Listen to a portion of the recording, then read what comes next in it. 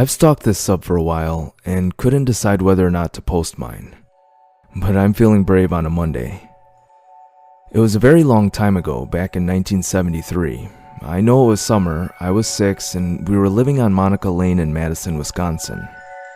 Thing is, I sort of recalled it, but never put 2 and 2 together until a few months ago when I was talking to my mom, who went into great detail. I was a very gregarious child, outgoing, extroverted, friends with anyone. It was at the time a middle-class neighborhood, and 3 houses down from ours, on the same side of the street, was a huge park. My mom was a nurse and my dad was a salesman, but mom worked second shift at Narrated while dad worked days. I rarely had a babysitter, only if they went out for dinner or a movie, but they did go out often, and there were always older kids in the neighborhood to babysit. One sitter who I really liked lived a few blocks or so away and down the street a little bit. Vicky had babysat a few times before that, and it was pretty uneventful.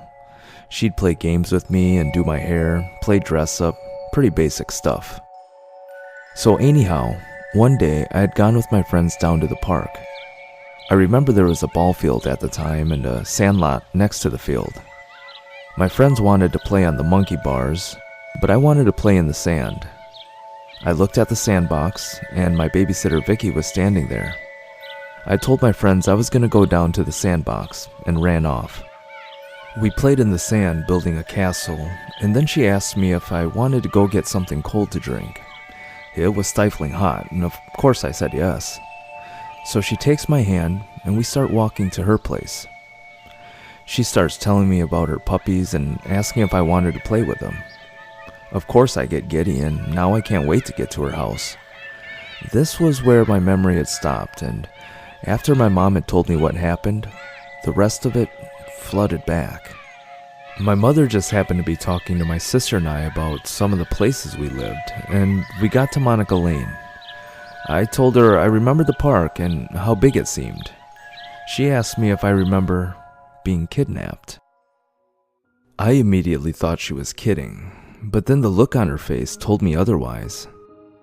She said it was around 5 in the afternoon, and one of my friends had come to the door to ask me to come back outside, sure that I had gotten bored and walked back home.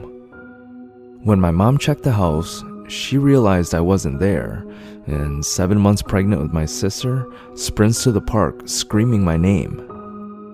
After asking several kids if they'd seen me with no clue, she went to the ball field and asked the older boys if they'd seen me. One of the boys, she guessed around 14, said that he'd seen a younger woman playing with a girl that fit my description in the sand and walk off in a general direction. That was all he knew. My mom ran across the street to one of the houses and asked to use their phone and called the police. By the time the police got there, my dad had come home and some of the neighbors were trying to help my mom. So there's this search party out looking for me, screaming my name and knocking on doors. The police had gone back to the park to ask the boys if they knew who had been with me and if they knew who she was. Between the boys and the neighbors, they had deduced who it was that had led me off, but I have no idea how, honestly. The police and the entourage go to her home. She lived with her parents, but they weren't home, and they knock on her door. She came to the door and told them that she hadn't seen me and that she'd been home all day. The police asked to come in, and for some reason she said okay. They went through the house and went to the basement and found me. That's what my mom knew, and then I remembered. It was literally like a floodgate had opened, and I started crying. At 6, you sort of trust everyone, and she'd been in our home. I never got a bad feeling from her, and my parents didn't either.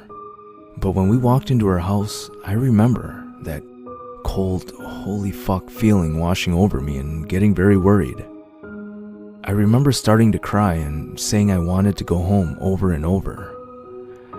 She takes me into her kitchen and gets me a glass of water and tissue. I hear dogs barking, and next to the kitchen is an open stairway that goes down and where the barking was coming from. She starts trying to cajole me into going downstairs, telling me there's all sorts of toys and games. I reluctantly agree, and she grabs my hand to head down the stairs. The dogs are going nuttier and I start screaming. At this point, Vicky is getting fucking bizarre. She's screaming at me to shut the fuck up. If you don't shut up, I'll throw you in the cage with the dogs and they'll eat you. Shut up! Dragging me down the stairs, still screaming. I was scared out of my mind. I remember crying so hard I was hyperventilating, and I'm screaming so hard I'm not making sounds. Vicky then flips a switch and starts being syrupy sweet, trying to calm me down. She tells me that she was just playing a game and tells me she wants to play hide and seek. She must have been relatively skilled at calming me down, because the next thing I know, I hear knocking on the door upstairs, and I wasn't crying. The houses were all the same sort of tract houses that Sears used to sell. Not huge, but not small. But you could hear everything at any spot in the house. I keep hearing the knocking, and she tells me that it's her friends, and they're coming to play hide and seek. She convinced me to let her put a piece of masking tape over my mouth so I wouldn't make a sound, and lifted me into this big wooden box next to the kennel. She put a big pile of blankets over me and told me to be really quiet so they didn't find me. The whole time the dogs were going batshit, but when she calmed me down, they calmed down too. They still looked incredibly mean, but they were no longer frothing at the mouth and only slightly growling. Until the knocking started. I remember scrunching in there, confused, still scared and convinced the dogs were going to get out and eat me. I was crying again and hyperventilating.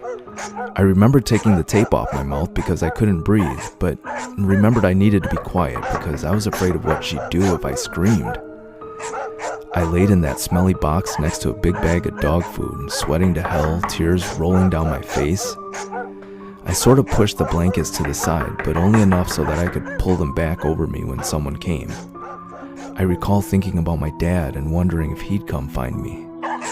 All of a sudden, I hear what sounds like adults yelling my name. They came down the stairs and the dogs were going batshit again. Over and over, men are yelling my name, and then I hear a man say, "If you don't shut those fucking dogs up, I will." I was in a large storage box with tape hanging off of my mouth when they opened the lid. I remember a very nice man asking me my name and if I was okay.